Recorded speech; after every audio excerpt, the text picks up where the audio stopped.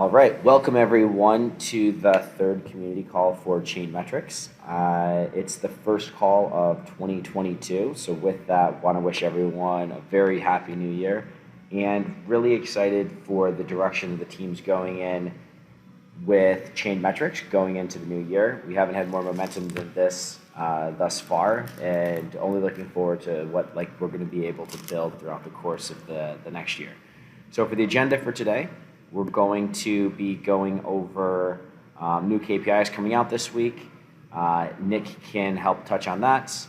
Going over a quick onboarding workflow that Jamal's going to touch on. I'll quickly touch on 2022 prioritizations, although we'll be discussing that more heavily in next week's call. And then the white paper, I don't know if Sachin's going to be able to make it. We just put this together last minute on the progress there. So with that, let's kick it off. Nick, do you want to touch on some of the new KPIs that we've added in and what we have this week for earnings calendar?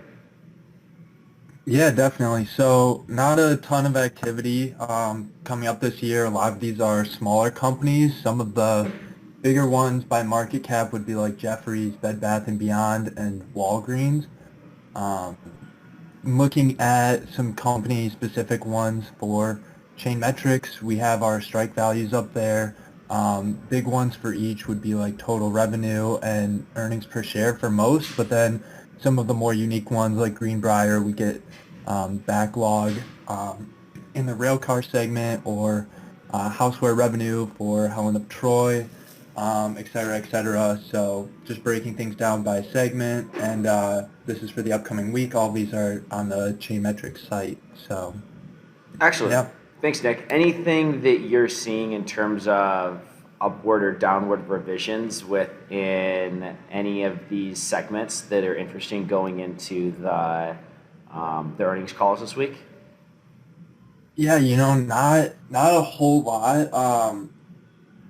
I don't personally have any expectations or anything, so I can keep doing a little bit more research and get back to you. But yeah, not a whole lot there. Excellent. Sounds good. Thanks, Nick. Okay, cool. So with that, Jamal, let's pass it over to you. You're working through the onboarding workflow. Can you give us a quick update on what the status is there? Sure. So what we're working on now is our onboarding workflow. We're trying to make it a lot simpler. So we received some feedback that we can clean up a few things and streamline the process a little bit more. So we are working on the design and user story for that. So Michael and I finalized that over the weekend during a quick powwow session yesterday. So right now what I'm doing is working on the mocks and wireframes for that. And we'll bring that over to the rest of the engineering team to finalize, and we will be working on adding that in. So the idea now is that you will be able to sign up for the application using a wallet like MetaMask, for example. And we're probably going to do away with our email onboarding flow, though you can provide your email if you want to have notifications, which is another feature that we're also working on as well, where you'll be able to get updated notifications about your holdings, positions, or different events that happen within the Chain Metrics marketplace. So those are the two big items we're working on now for the first couple of sprints. And I would say that the notification update, in addition to the changes to the onboarding, would probably make that application more usable and probably add more value for users. So look out for that. Also check the activity inside the Discord channel. We'll probably be adding some of these wires there live in real time to get user feedback. So pay attention there and definitely let us know if you think things can be enhanced or changed in any way with our proposed flow before we start engineering it. As always, we plan to work on this live with the community, so don't be shy about giving us feedback, and we will be transparent and open by sharing these wires to you guys before we actually start engineering a lot of this stuff the beginning of this week. So that's all I have there. So I guess like Michael, I will pass that back over to you. Awesome. Thanks, Jamal. Yep. Really excited to get the new user workflow in, and I think that getting rid of the requirement for email is something that the community has asked for and should help streamline onboarding. So can't wait to see that pushed out. Next, going over 2022 priorities. That's going to be a big focus for this week, and we're going to be discussing it in more detail on next week's community call, where we'll touch on the rollout of the new user onboarding, the notifications, the rollout of the scalar markets, the efforts that we're going to be doing to put in a rewards program for liquidity providers, especially within the scalar markets.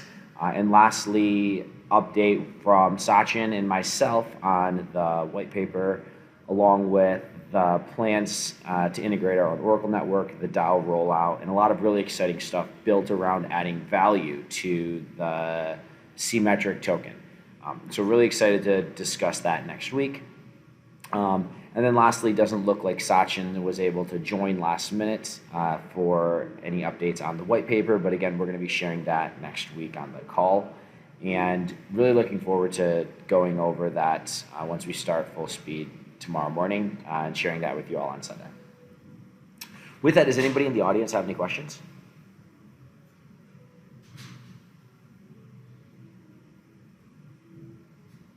Excellent. Doesn't sound like it. So let's keep it short and sweet. Want to thank everyone who was able to join today. Thanks for the quick run through, Nick and Jamal, of what you guys are working on, and talk to you guys tomorrow and talk to everyone else on Discord, and see you all next week's community call on Sunday at 4 p.m. Eastern Time on the 9th of January. Thanks, everyone. Have a great day.